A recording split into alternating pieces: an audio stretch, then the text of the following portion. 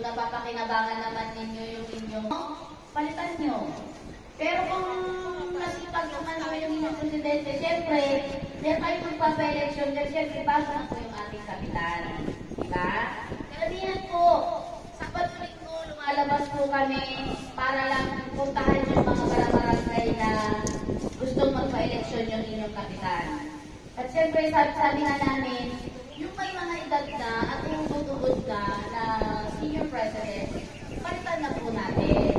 Siyempre, pag po ng inyong bagong kapitan, para naman mo maging formal yung inyong presidente, siyempre, pagdating ng inyong kapitan, siyempre, baguhin natin yung presidente. At kung sakaling mananalo pa naman siya, so panibago ulit yan at 2 years na lang po ngayon ang pag-upo ng president. Dati ang presidente ninyo si Tita Mau. Yan, nasipag din po yan dati. So, naging active po yan sa ibang kaya nawala sa inyong presidente. Pero, madalas na sa amin pa po yan sa OSCA nagpupunta yan lagi. May question po ba? Pinaliwanag na po ba sa inyo yung tungkol sa NCSC? Yung mga wala pong NCSC dyan at gustong magpatulong, nandyan po ang inyong barangay, ang inyong kapitan, ang inyong SK chairman, ang kagawad, ang secretary. Pwede kayong tulungan. Kung gusto niya naman, alipat, kukuha kayo ng birthday ng December. Kasi wala pa naman ho. Pero kung kukuha kayo at gusto niyo sa OSCA, meron po tayo doon sa OSCA mga 10 estudyante na OJT po namin. Sila po yung tumutulong para mag-download ng NCSC. Para matulungan po kayo. Okay? Sa PhilHealth naman, ang PhilHealth po is yung yellow na, yung mga yellow PhilHealth. Papalitan mo natin yun. Hindi papalitan. I-update lang po yung inyong ID. As is pa rin mo yung number ninyo, pero yung ID papalitan. Ina-update po kasi natin doon sa mga na-update po natin doon sa mga kami nagbago ng address, nagpalit po ng address. Kasi kaya nagbabago ang PhilHealth. Hindi na nyo po kailangan pumunta sa PhilHealth or kung saan, ibigay nyo lang po sa inyong presidente. Si presidente po ang magdadala sa amin sa OSCA kasi every Monday po is nandun yun, PhilHealth sa amin. Kukunin po yung inyong mga form. Tapos pag nabagyan na po kayo ng ID number, may mga ID na yan, ibibigay po sa inyong presidente at siya po rin naman ang kukuha nyo sa office. Para hindi na po kayo na hihirapan maglakad, mamasahe, kasi ang layo nyo po. Lalo na yung mga may mga edad na, hindi na kailangan pumunta sa OSCA. Kung pahihintulutan niyo po yung inyong mga anak na magbigay ng authorization para kumuha doon sa mga beneficiary na nakukuha ninyo, bigyan nyo na lang po sila, huwag na po kayong magkatuloy na pumunta. Lalo na yung nahihirapan, lalo na mga tungkod, naka-wheelchair, bigyan nyo na po sila ng authorization. O kung wala naman kayong authorization, sabihin nyo, Xerox ng ID, puntahan mo si Lorna. Ako na kukuha para sa inyo. Para hindi na kailangan ng authorization. Ay, hindi po. Hindi po. 10% daw po, pero hindi.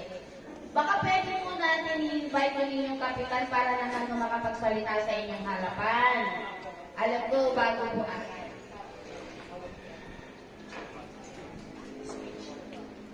Tinatawagan ko ang inyong kapitan na si Kap Vivian Duatin. Para naman siyempre mag-good morning po sa inyo lahat. At ako po ay nagagalak na naiintan po sa inyong barangay. Morning po sa aking mga mahal na senior citizen.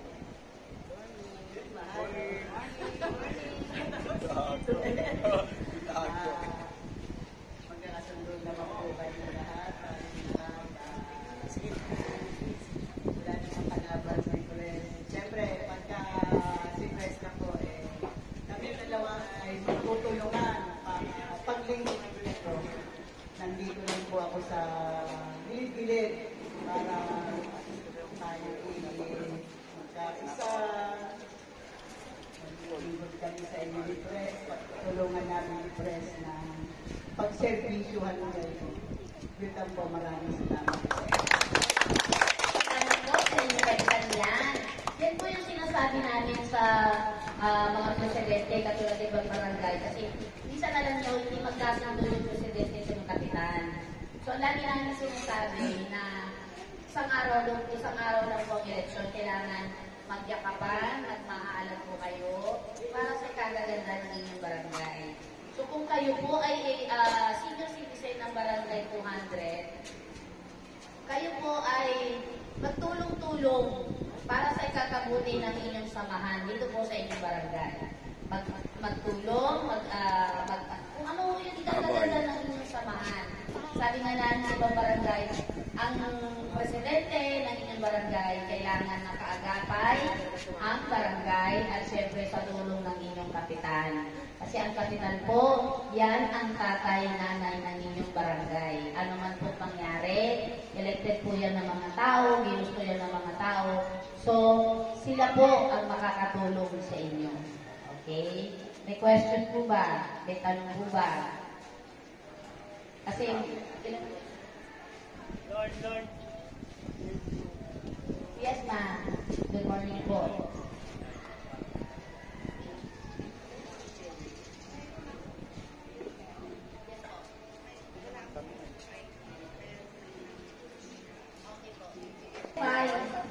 Kung papasok po yun, nag-verify po ninyo doon para makuha nyo po yung SRN number ninyo.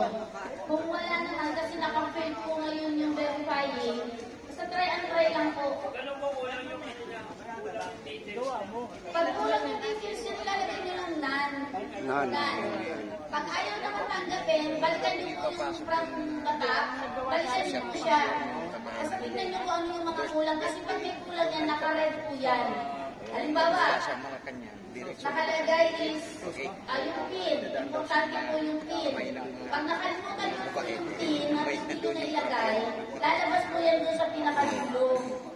Lalabas yan na incomplete yung inyong pag-register. Lalabas po yan. Ay, kung natapos na po kayo at hindi nakita yung RRN number, balikan nyo po si verifying. Malalaman nyo doon kung ano yung RRN number ninyo. Pero sa ngayon po kasi naka-field pa, 1 week na po na hindi maka-verify yung ibang senior.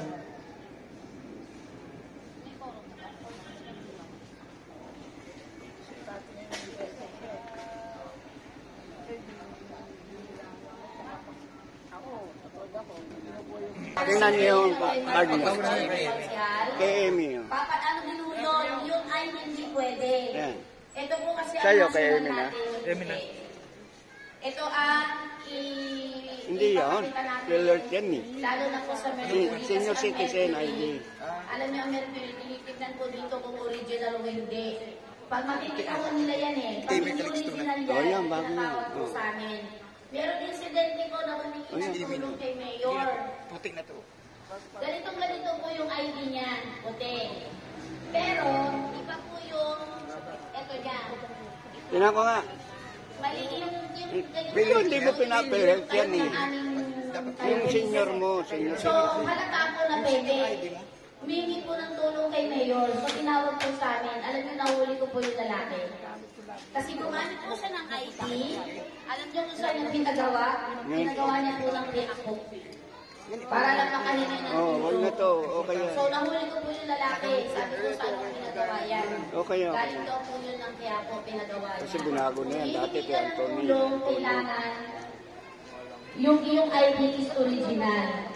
Tapos hindi pa po sa senior, 56 years old pa lang siya. Nagbayad daw siya doon sa kaya po ng 300.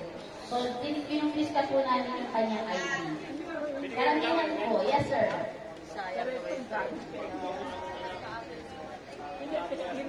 Magpapa-interview po kayo. Pero yung may SSS, JSIS, may pension, hindi po kasali. Kahit 2,000 lang po yan, hindi po kasali. Kasi kung ipagpapalit natin yung 1,000 sa 2,000 na tinatanggap natin, mas malaki po yung a month.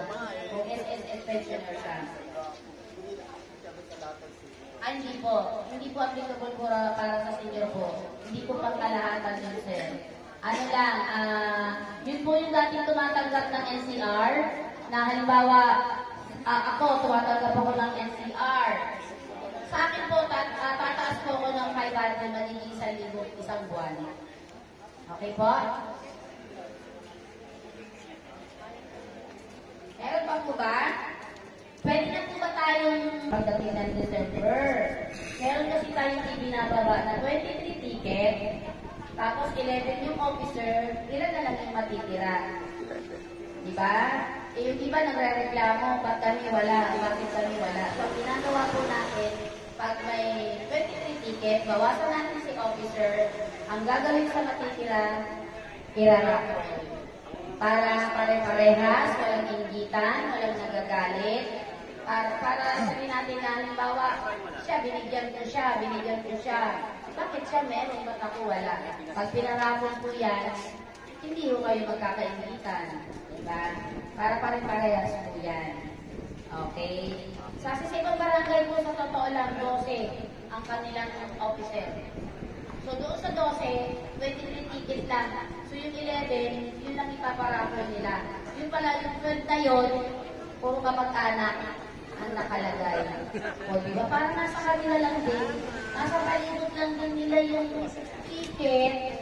Kaya ang dami nagsasabi pare-parehas ang apelido. Fernandez ang pangalan ng president. Pagdating ng vice president, Fernandez. Secretary, Fernandez. Pagdating ng treasurer, Fernandez. Iisang compound lang sila. Hindi naiikot yung ng senior. Yung kanyang ticket. Eh gusto namin hanggang maaari 4 lang. Kasi wala naman, sa totoo lang, may trabaho po bang PRO sa inyo? Diba? Sergeant at Arms, may trabaho po ba? Wala. So, sinong gumaganap lang dyan? President, Vice President, Secretary, Treasurer. Ang Treasurer, may hinahawakan bang pera yan sa inyo? May monthly dues. O, diba? Wala. So, pag meron yung monthly dues, may hahawakan si Treasurer. Pero kung walang monthly dues, okay lang din naman yan. Malay nyo pagdating ng araw. Halimbawa, si President, hinihingi ng tulong sa barangay o sa city o dahil Christmas party nyo. Yun, may hahawakan sa President. Kung sakali. Okay? So, okay po? So, ngayon, i-alagay po natin ang open for nomination for President. Any nomination po?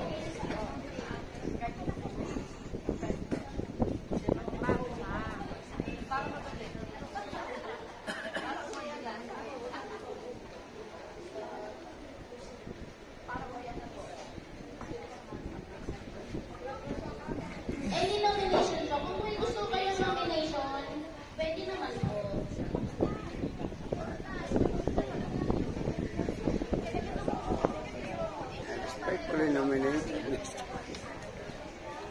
Okay. In favor po ba sa inyong lahat na gusto nyo si Cruz pa rin?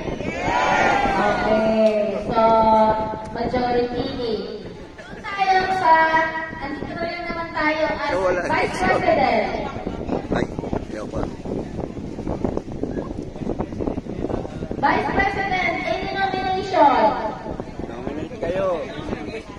Opo, kasi pag wala siya, papapil yung Vice President ninyo. Pag wala naman si Vice, pwede po mapil yung inyong Secretary. Any nomination po for Vice President? O, sino gusto?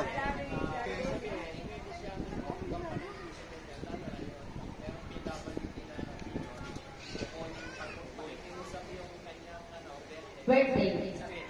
Kasi ang President po, meron yung tatlo na pwedeng pwede sila ni-authorize sa kumuha ng kanilang birthday o yung kanilang social pension. Yung Vice naman, pwede rin yung kumuha ng tatlo.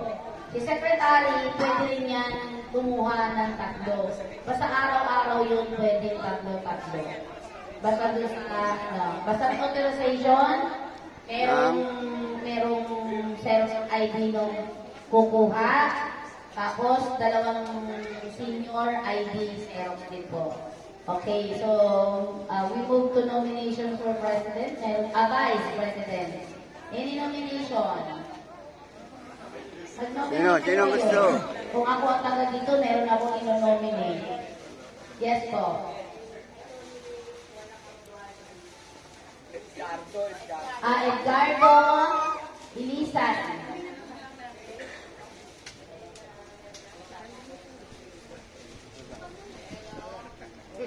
Any nomination? Yes, sir. Second. Any po? Nomination is closed. Second. Oh, close na, close. Vice, dito ka po. Doon na, lakad na. Secretary. Ang bilis lang, di ba? Doon sa kabila, gusto nila taasan ang kamay. Meron nag-post, sabi ayaw ang taasan ng kamay, gusto sulat. Ilag-isa na po siya. Upo ka lang, sir. Secretary. Kaya to. Secretary, any nomination for secretary?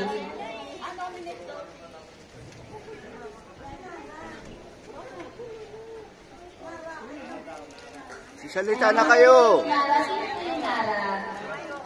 Kayo ka man. Nara, ano ang video niya? Oh, thank you. Any nomination for secretary? Lakad na ron. Nomination is closed daw po ba? Close. So, Close. yung secretary, si Ma'am Nara. Akaso. Dito ka, ma'am. Treasurer naman tayo. Sa treasurer. Any nomination for treasurer? Okay lang ba? Wala ka naman nakawakang pera eh. Wala naman pera eh. Sino po? Nomination ng pangalan? Pass it on.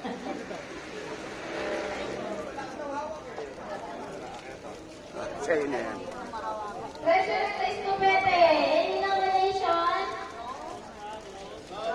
Close. Okay.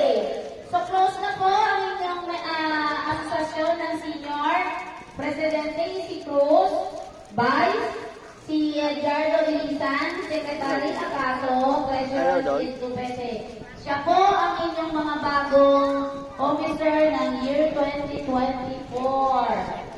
Wala na po sa dinat arms. Okay na po yung apat. Alam niyo, totoo lang ang pagiging presidente is sakripisyo para sa inyo. Pero hindi ko kayo bibitawan hanggang kaya. Para sa inyo mga kapangkaling pa rin. Ito ang ating vice president. Ako naman kailangan nila. Nahawak ako eh.